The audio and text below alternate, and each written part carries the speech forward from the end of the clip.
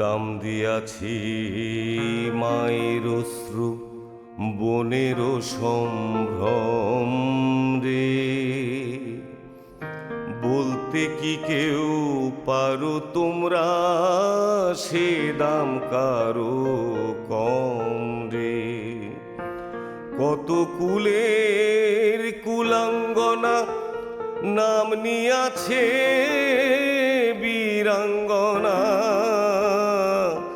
দুঃখে বাংলার পদ্মা মেঘনা যমুনা যে উজান বয়। আমি দাম দিয়ে কিনেছি বাংলা, কারুর দানে পাওয়া নয়। আমি দাম দিয়ে কিনেছি বাংলা।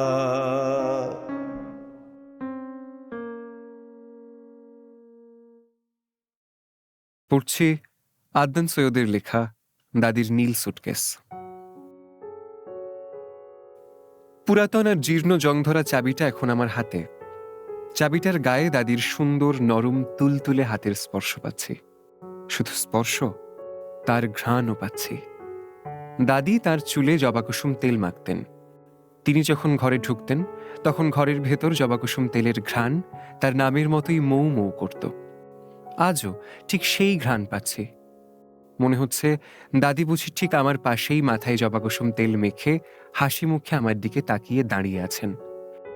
এদিকে চোখে আমার বিস্ময় আর মনে অদম্য কৌতূহল। কি আছে এই জাদুর সুটকেসে? কেন তিনি মৃত্যুর আগে বলে গেলেন এমন কথা? আমার মৃত্যুর পর এই সুটকেসের মালিক হবে আমার একমাত্র নাতি নাবিল।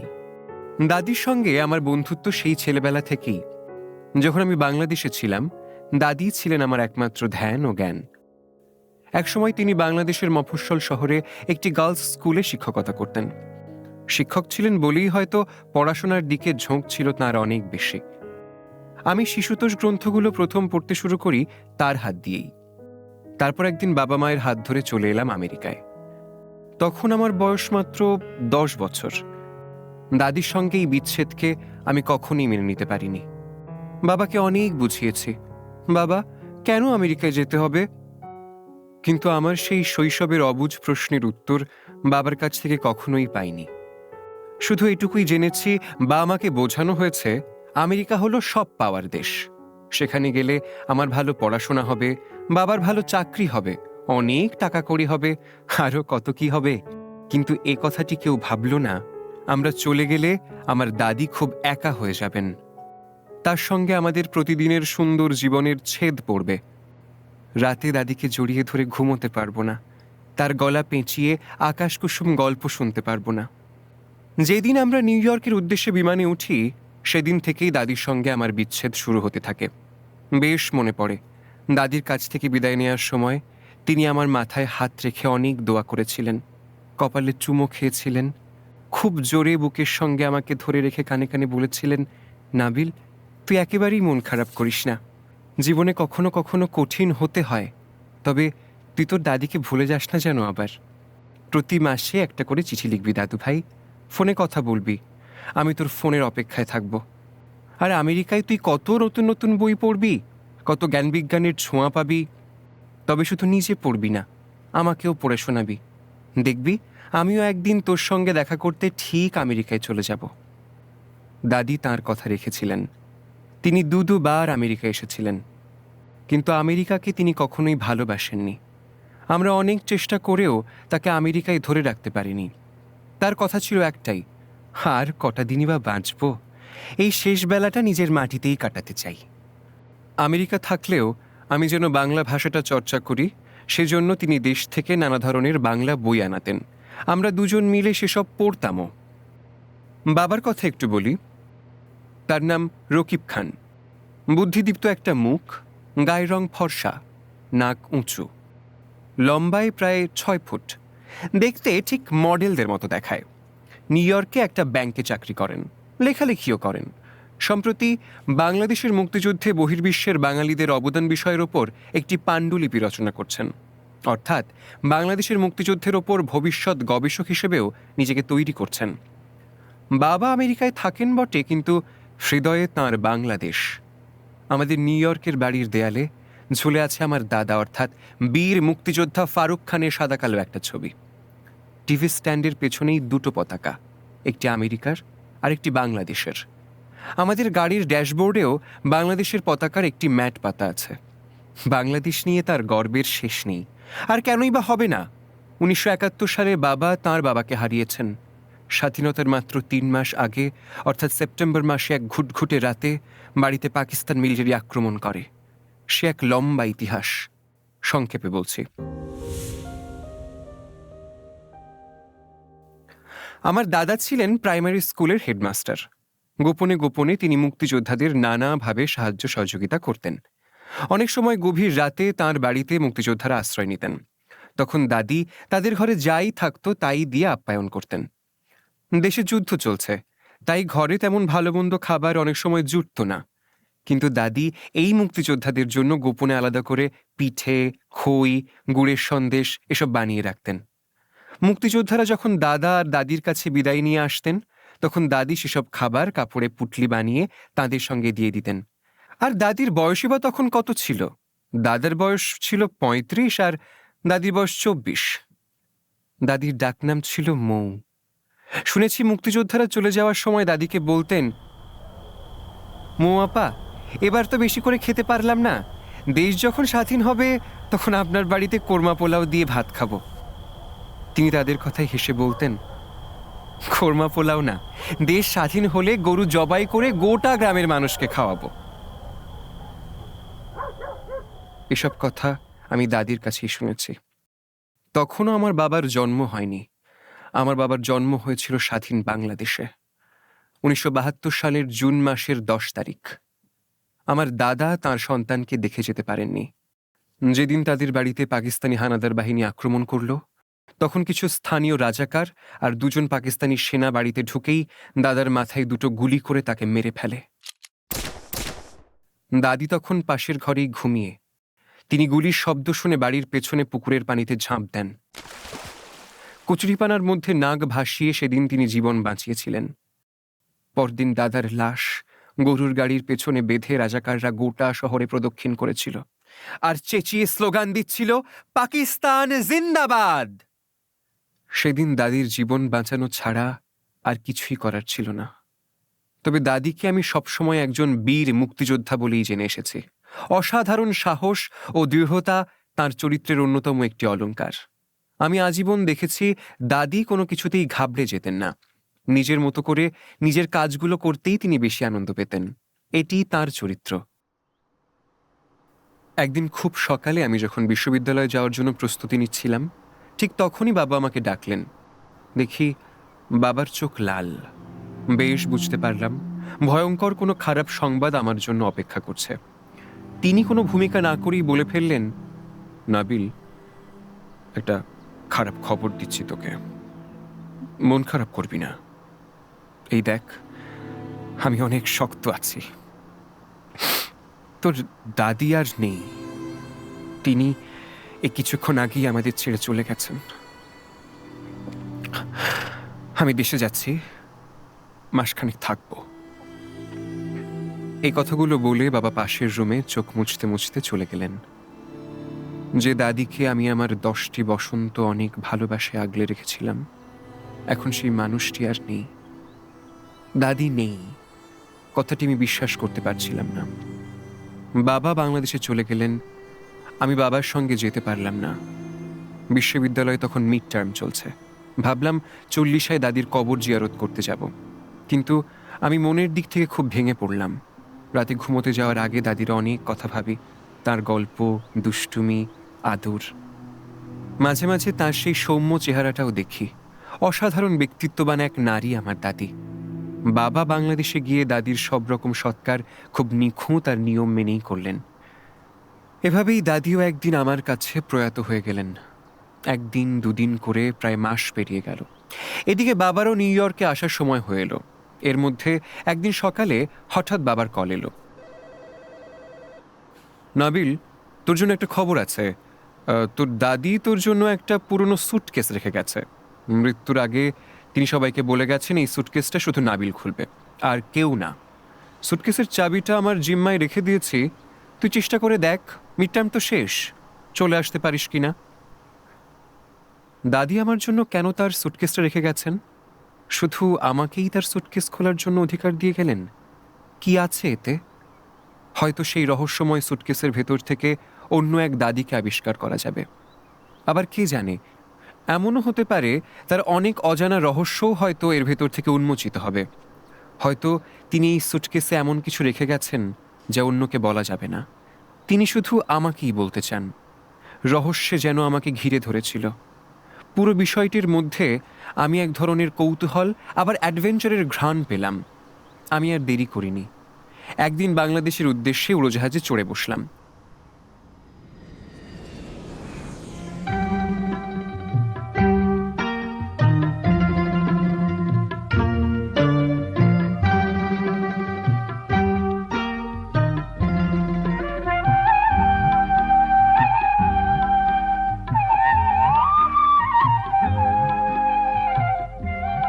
আমাদের গ্রামের বাড়ি ঢাকা থেকে খুব একটা দূরে নয়, ড্রাইভ করলে ঘন্টা দুয়েকের পথ।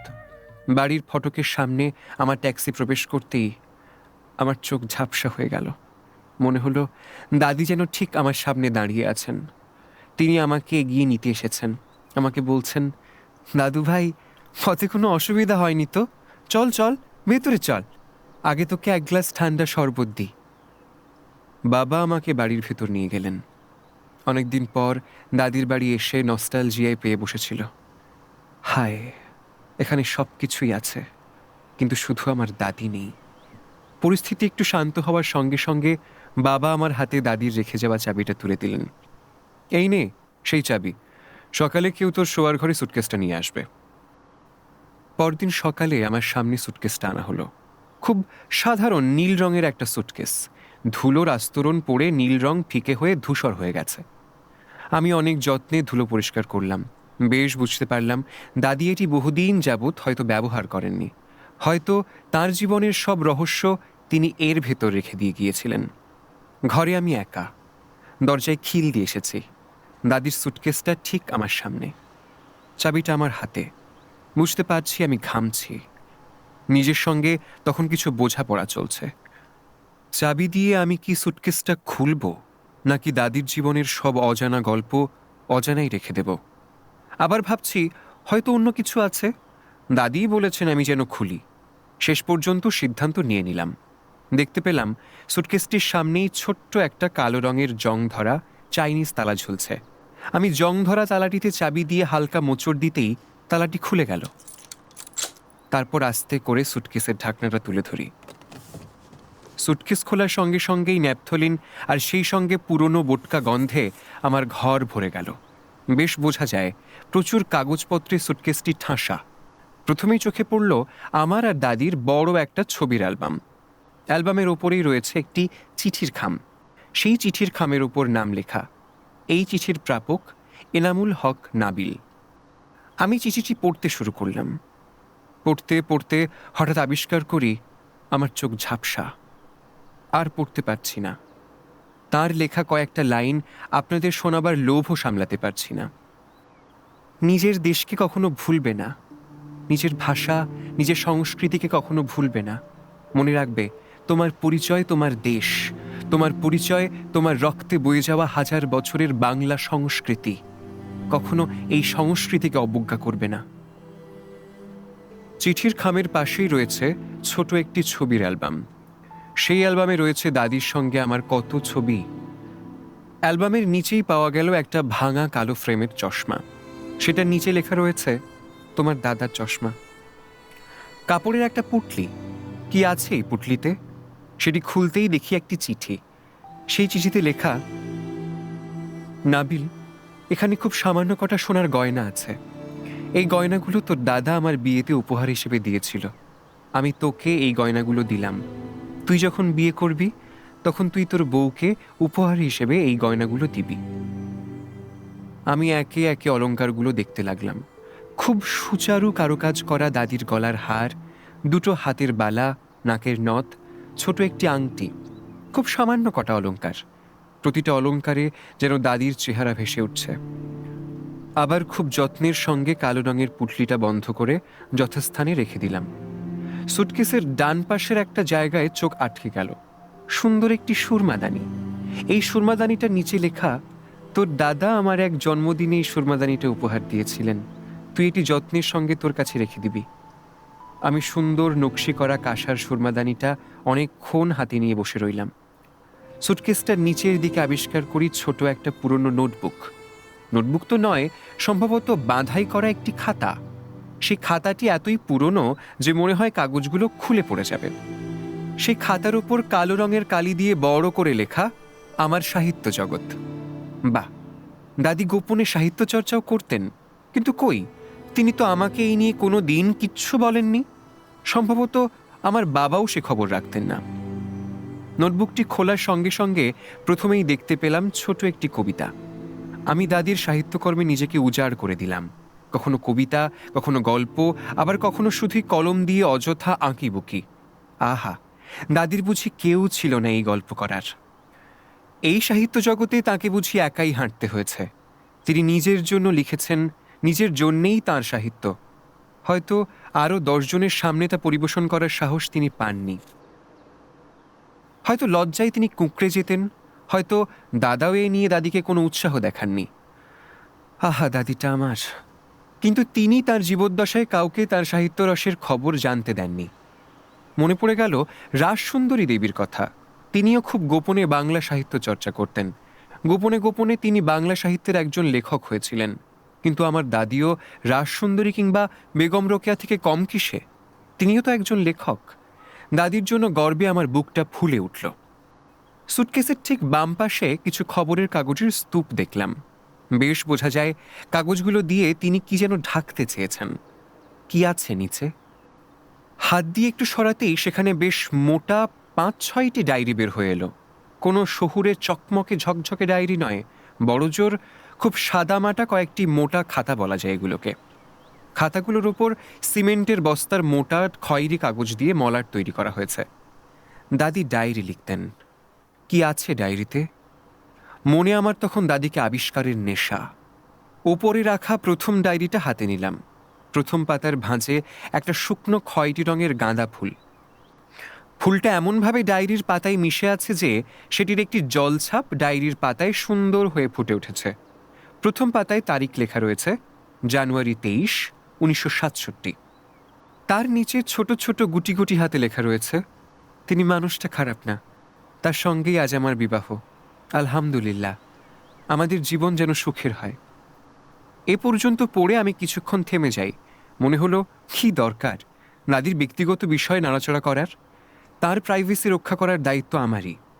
ডায়েরিটা রাখতে যাব, ঠিক তখনই চোখে পড়ল দ্বিতীয় ডায়েরিটার ওপর। খয়েরি কাগজের মলাটের ওপর বড় করে ফাউন্টেন পেন কলমে লেখা 1971। আমি যেন হাতে চাঁদ খুঁজে পেলাম। 1967 সালে দাদির যখন বিয়ে হয় তখন তার বয়স ছিল 20, অর্থাৎ বিয়ের 4 বছর পর 1971 সালে যুদ্ধের বছরে তার বয়স হয়েছিল 24। এই বয়সে দাদি তার চোখ দিয়ে 71কে দেখেছিলেন। আমি আর লোভ সামলাতে পারছিলাম না। প্রথম পাতা উল্টাতেই আঁতকে উঠলাম। কাঁচা হাতে আঁকা বড় একটা দানবের ছবি।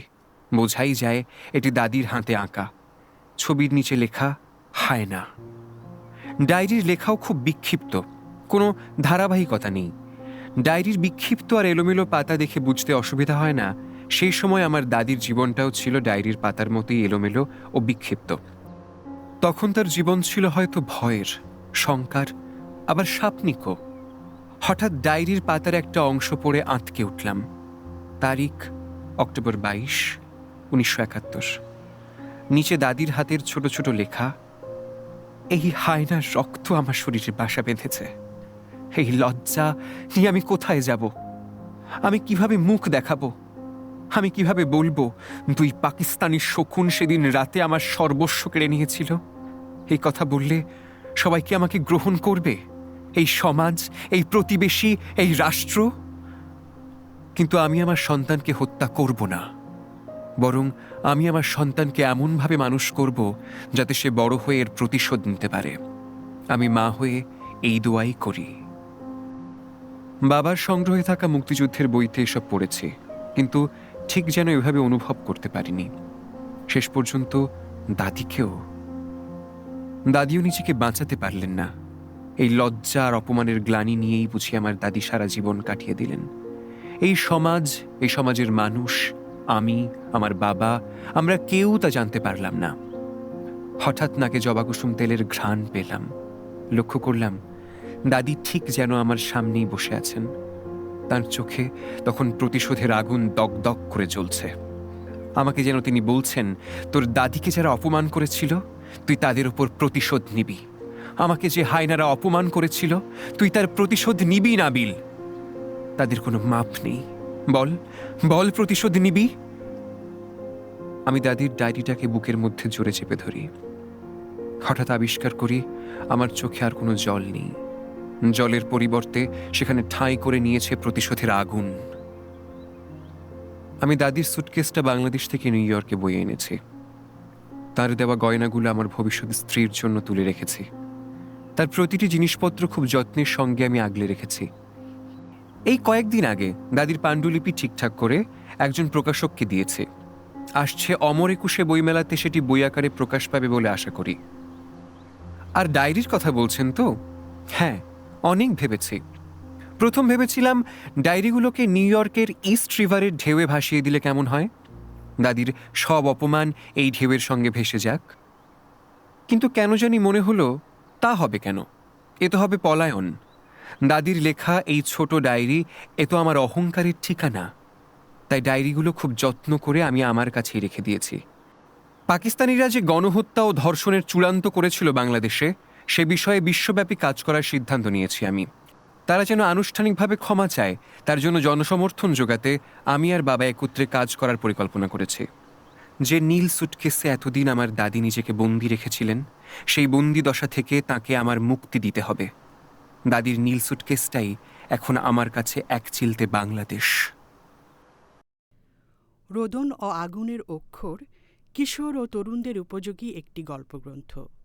এতে স্থান পেয়েছে ৪৫ জন লেখকের গল্প, যাদের মধ্যে রয়েছেন শিক্ষক, সাংবাদিক, প্রকৌশলী, গবেষক এবং নানা পেশায় যুক্ত সৃষ্টিশীল মানুষ। পেশাগত জীবনের বাইরে তারা লেখার জগতে একান্ত নিষ্ঠা ও আবেগে সক্রিয়। সামাজিক যোগাযোগ মাধ্যমেও তাদের অনেকেই পরিচিত মুখ। এদের মধ্যে বহুজন পেয়েছেন রাষ্ট্রীয় ও সাহিত্যিক স্বীকৃতি। এই গ্রন্থ ৭১-এর মহান মুক্তিযুদ্ধের সময়কার এক নীরব আর্তনাদের দলিল, যা বছরের পর বছর উপেক্ষিত থেকেছে। এখানে উঠে এসেছে বীরাঙ্গনা ও যুদ্ধশিশুদের ক্ষতবিক্ষত ইতিহাস, তাঁদের অদম্য জীবনযুদ্ধ। গল্পগুলো এমনভাবে রচিত যে প্রতিটি কিশোর ও তরুণ পাঠক এই অপরাজিত নারীদের মর্মবেদনা ও আমৃত্যু সংগ্রামের সাহস তাদের হৃদয়ে উপলব্ধি করতে সক্ষম হবে। এই ইতিহাস নির্ভর গল্পগুলো কেবল অতীত স্মরণ নয়, বরং আগামী প্রজন্মের কাছে দায়িত্বের আহ্বান। প্রকৃত ইতিহাসকে ধারণ ও লালন করে তারা দেশ গড়ার কাজে প্রত্যয়ী হবে, সেটাই আমাদের প্রত্যাশা।